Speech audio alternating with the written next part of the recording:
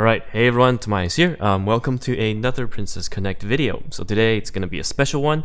We are going to interview the leads of nBlazing, or also known as Weepo. So they actually got a really good Cinderella story that I wanted to share with everyone because they're free to play. Well, some of their players are, actually most of their players are. And also they climbed all the way from, I think correct me if I'm wrong, last time was top 100 or top 150? Yeah, to all the way to top 25. So gave it up for these players, and let's do a quick introduction from the leads. Hi, I'm Amcorio, and I ended up leading the CB this time around. And my prior gacha experience is I played a little bit of Genshin Impact and a little bit of Arknights, but I would say Precon is like mainly my first gacha experience. Awesome. I'm Peng. I was one of the auxiliary leads for this CB. Prior gacha experience, I played Fire Emblem Heroes, and kind of predictably know how that went. Got into Grand Blue, and then finally Precon, simply because they had a crossover. Awesome. So tell me a bit more about the origin of the clan, because like you said last time, it was 150. So I'm assuming you guys got the core founding members from the first clan battle and kind of made a push into the competitive top 25.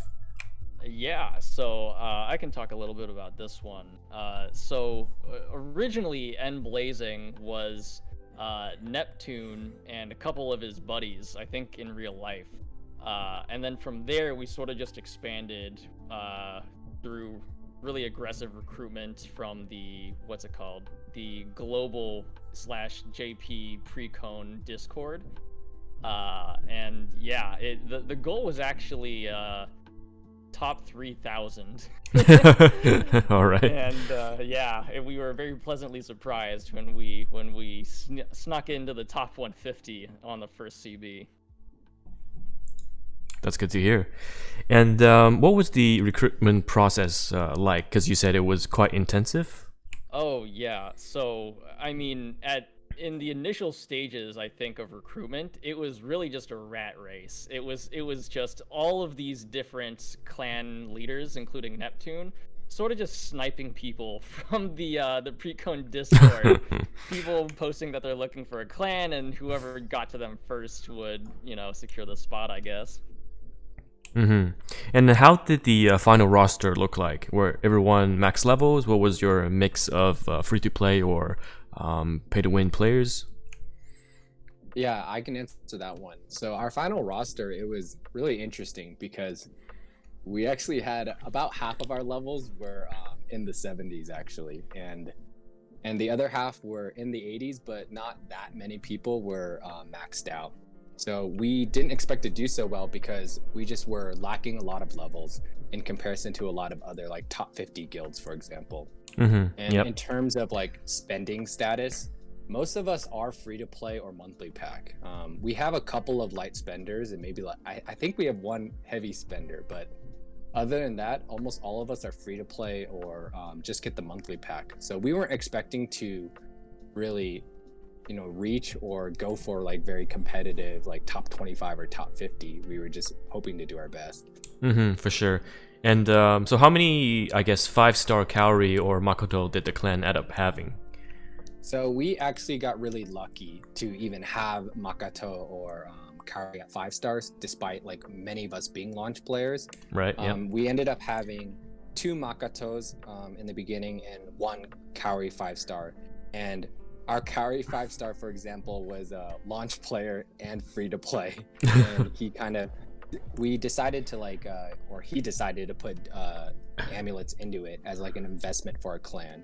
So it wasn't like we had our whales give us our other Makoto, Pesa. He also used his amulets as well because he used so many pulls for June. Right. So it wasn't a situation where we had whales kind of carry us for our borrows. We actually had mostly our free to play or monthly pack people just invest. One of them wanted to take one for the team, which was really great and for sure, yeah, integral for our success for sure. Yeah, because 2 Makoto you can borrow on team 2 and 3, and then the Kaori you can borrow for team 1. So that's really all you need to kind of push to the next level. Awesome. And when the final roster for Clan Battle 2 came about, what was the original placement goal after everything was settled? Our original placement goal was, yeah, as you heard, we started like for going for top 3,000 in the first CB, which I wasn't there for. But after that, we decided to maybe try for top 50, but we just had no clue, and we felt a little discouraged since a lot of us didn't have the right like characters as well as the right levels. Right, okay. And like you said, because one of the biggest thing I found out spending time here was you guys made different timelines, very different, because you have people who are level 70s, people who are level 80s. So for the lower level players, they had to run a tank. They were forced to run much more defensively for some of the bosses. So how did that variation of timeline come about? It came about out of necessity, honestly. I think a lot of clans, especially outside of the top 50 or top 150, really felt how hard the bosses hit, especially the low levels, especially how, since like crit scaling works, and we all know getting our carry critted. So it was out of necessity, because our low 70s or like mid 70s even, we even actually found out that between 70 and 79 and 80 was a difference between they could run one of our timelines or one of our comps. So wow, yeah. we had to, it was really frustrating. But at the same time, it was really rewarding, because we could find solutions and make custom timelines or custom team comps for our lower levels, and they were actually able to succeed and still put out pretty decent damage. Yeah, for sure. Yeah, I think that's definitely one of the biggest difference makers from what I can see between other guilds, is that you didn't kind of just tell the lower level members to say, you know what, if you can't copy this, just run whatever. You actually made customized timelines to make sure they can output the most damage, the highest damage as possible. Yeah, we usually had two versions of timelines. We usually had one for 85, and then like 80 to 85, and then we had one for sub 80. Awesome. And how did the timeline making come about? Like, who learned it? Where'd you guys find resources? And right, that's a great question. Because I know that a lot of clans don't have access to CN veterans or people who have a lot of experience making timelines. And we actually didn't have, we had one person, his name's Pesa, and he was the first one to kind of make timelines for us. And then one of our members, DDK, kind of stepped up and learned how to make them and was making them, and then kind of took over that role in the middle of CB. So we actually didn't have timelines for second day and most of third day, and we kind of had timelines for fourth and fifth day. So it was all kind of a little bit scuffed. wow, it's amazing though. Still, so DDK and Pace, I see you both in the chat. So how many hours did you end up sleeping, or how much time did you spend on the timelines, all the simming and all that stuff?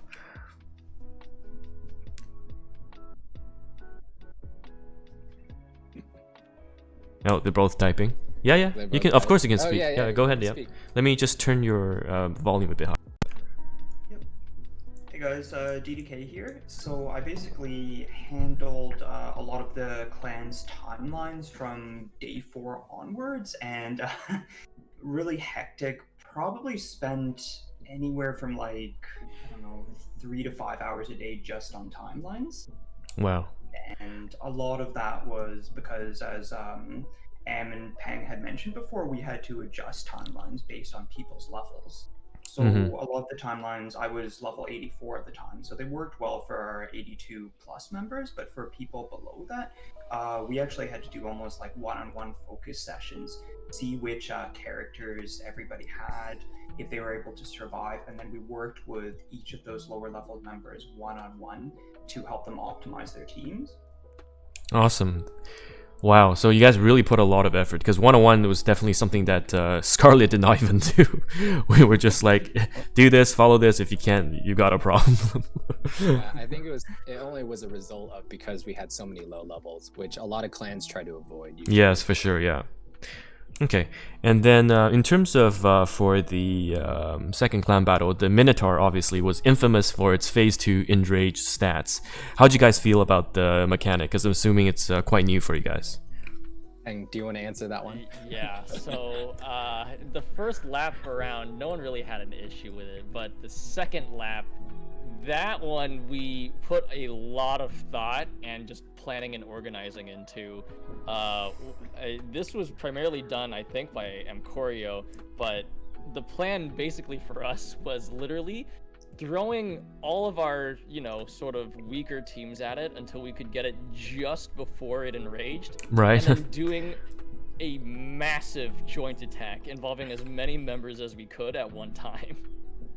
And how many members did you guys get for the sync?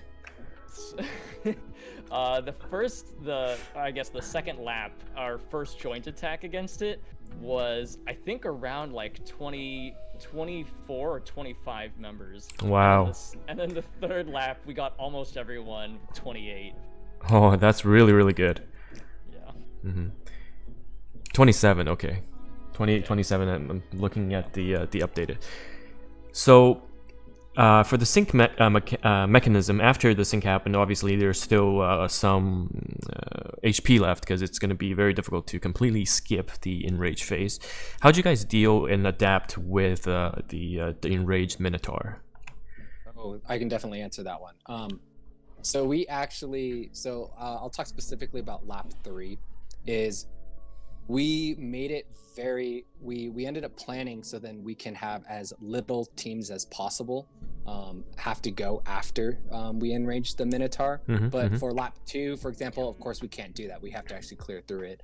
Yep. And we just threw remaining teams. We only had about like 4 or 5 remaining teams left.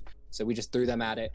And then the next day is when we kind of prepped and used the June Yukari comp, and that was able to, we used about like 10 or 15 teams to kind of get through the remaining hell.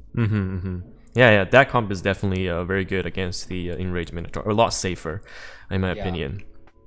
So when was the time when you guys found out that top 25 is actually within reach?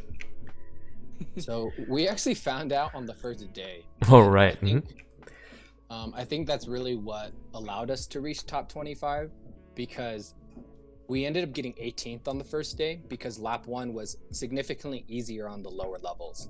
We didn't feel as much of the pain as a lot of people did. So we were able to secure like a pretty high finish on the first day, and it created a very like momentum effect, because before the CB or even during the first day of the CB, we didn't really have that many leads. We actually didn't have any leads at the first day.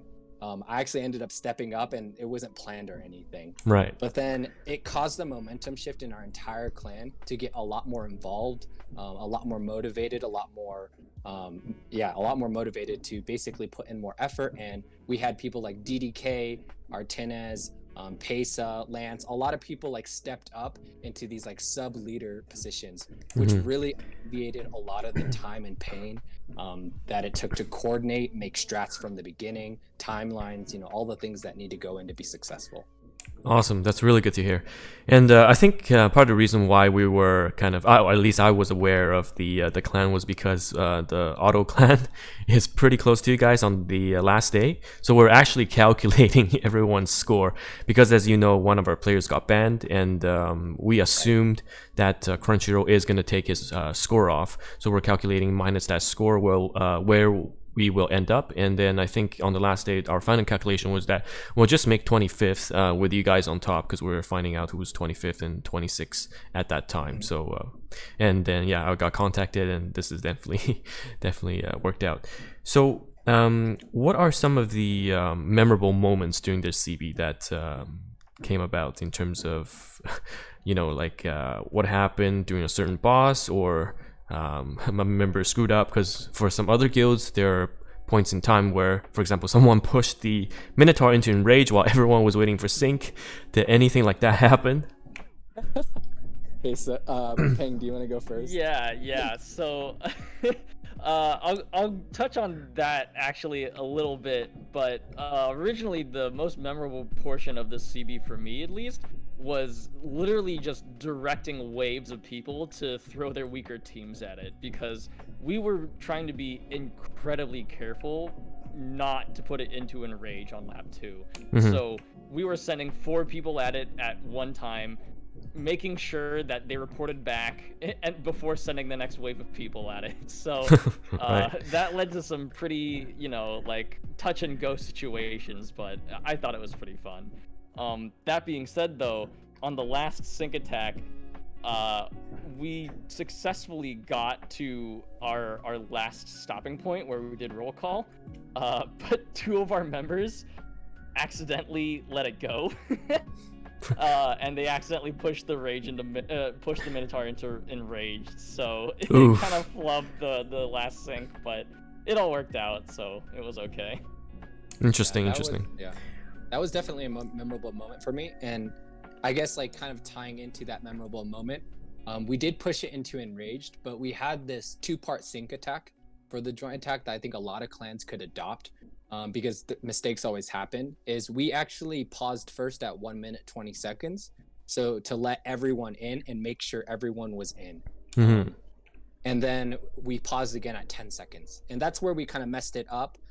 Which is fine because everyone who is in already can go through, but we actually had to save our soft reset for that joint attack because half of our team, our members, would get critted and lose out everything.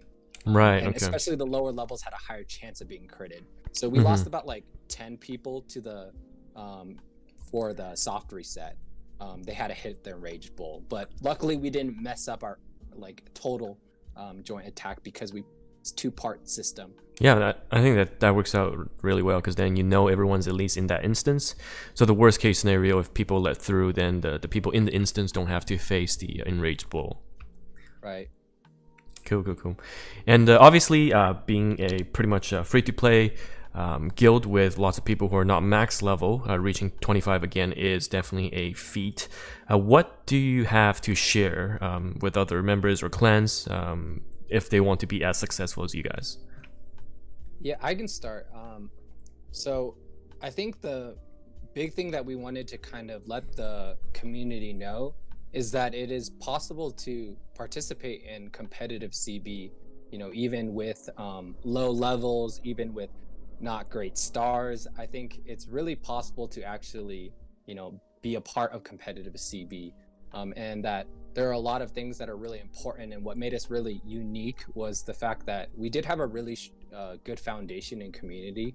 And I think because after CB1, most people weren't kicked. And even though and I was one of the new members that came in after CB1, there weren't really huge roster shuffles. Right. And instead, what really made us unique is we all kind of really came together and we really definitely pushed for making strats, and we all communicated, we all coordinated, we all made we helped each other. And I think it plays into a big role that communication is probably the most important part, in my opinion, for a clan to be successful. Yeah, absolutely. And then Peng? Yeah, I share pretty much all the same sentiments. The only things I guess I have to add are really just the sense of community has to be really, really strong. It's one thing to have, the key characters and certain star levels and having your account at a certain level and all that stuff, but it's really just having the trust, I think, in your fellow CB members that they have your back and they'll work with you, they're willing to be flexible, and not everything is all about just being so, I don't know the word for it, but like at all costs for this game. It should be a good competitive experience for everyone, and just having people that you know and trust, I think, is the foundation for it. That's really, really good. So overall then, what are your plans for the next clan battle? We those are definitely in the works right now. Right now we've decided to possibly make a sister clan, because we're pretty anti-kick, but at the same time the competitive atmosphere can be really grating on some of the lower levels, and some people just found out competitive CB wasn't their thing, but they wanted to be a part of the community still. So we're gonna probably make a B team, and so we're gonna be recruiting for both clans. Initially we're gonna be recruiting for our main clan, and our goal is We don't know yet, but Okay. we'll definitely be top 25. We're just kind of our plans is we want to make it sustainable, and our first goal is to make a good community. So, but we will be recruiting specifically for both clans, definitely, especially our sister clan. But we definitely do have spots available for our main clan as well. Okay, and any special requirements for the main or the sister clan? I'm sure people who have watched until now would definitely be interested if they are looking for a clan. Yeah, we actually don't have super strict requirements, I would say. I think what we're looking for our A team is we're definitely looking for people that can help with coordination and leadership. I think you spoke about this a little bit, but having people who stepped up and multiple leaders to help alleviate off of the main ones really helps make a successful clan. And so we're kind of specifically looking for people who could make timelines or help coordinate or even test comps more aggressively. And for our B team, we're just kind of looking to fill it out. I mean, your clan was a really good example of that. You can, as long as you have good coordination and good comps and, you know, good levels, that you can really just auto way through your CB. So we're kind of taking inspiration from that. And I would say though, one thing that I would like to kind of like express to the community, and especially like guild leaders or clan leaders, is that especially right now, since a lot of people are having roster changes, I actually really encourage people to not just cut people. If that makes sense. Yes.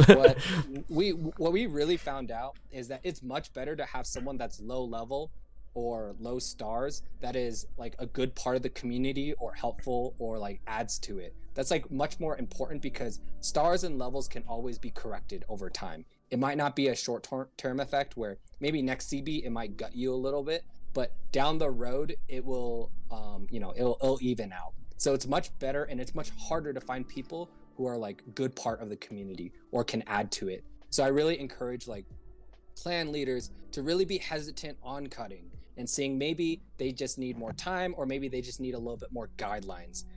Because what I've noticed within the community, especially among climbing clans, is they will look at their bottom 15 and cut as many as possible and try to recycle, but then they find out they're not getting the results they want still, and it just keeps happening. It's a pretty like negative cycle for the community, I feel also. Yeah, for sure. And a lot of clans did go boom, I think, after CB2. I wouldn't be surprised. Yeah. All right, cool then. Anything else you'd like to share regarding your members or just to the community overall? From at least on my part, really just if you're looking to climb with people and have a good Princess Connect experience, you should really be looking for people you're willing to form friendships with, right? And this is gonna sound really sappy coming from me, but like that's what the game tries to promote, and I think that's the right attitude towards it as well. I think a big part of the reason we saw so many clans go boom this CB was because of the difficulty. And that's, I guess, the double-edged sword behind it. You know, difficulty, adversarial times, just really challenging situations have the power to push people apart or bring them together. And you definitely want to be on the latter half of that dichotomy right there. Yes, absolutely. Couldn't agree more. For me, I would add just, I guess, not to clan leaders, but to people who are looking to get involved in competitive CB or just pre-con players. I actually really, really encourage you to give competitive CB a chance. And don't think that just because you're a launch player or you started late, which a lot of us in our clan did, that doesn't prevent you from being able to be a part of competitive CB. And that there are definitely ways around it, and especially if you're willing to put in the effort. So I really encourage it, because I think CB has been the best part of this game. And I think it's what defines it from other gachas and makes it from just a princess waifu collector into an actual game that like brings people together, as well as like builds community. And definitely during this time, during like COVID or quarantining, it's hard to get that kind of social interaction that you would usually get. So I think there's like really great things that can come from it. Nice. That's really deep. So yeah, I completely agree with everything you said. The guild definitely, you want to build a community, and I think one of the reasons why guilds are successful or outperform counterparts who have better or higher level in terms of power or spending is that you want players who are active, who are doing things together, and that they can be counted on in times of need. Absolutely. Agreed. All right, cool. Well, this has been a wonderful interview, and I'll leave the guild Discord if you want me to in the description, so people who want to apply to your guild can either join the Discord or PM the leads. And I think hopefully you get some good applicants who share the same values as you guys, and I look forward to you guys topping the charts again next CB. Yeah, thank you so much for having us. We really appreciate it. Thank you. Thanks as well. Bye now. Bye-bye.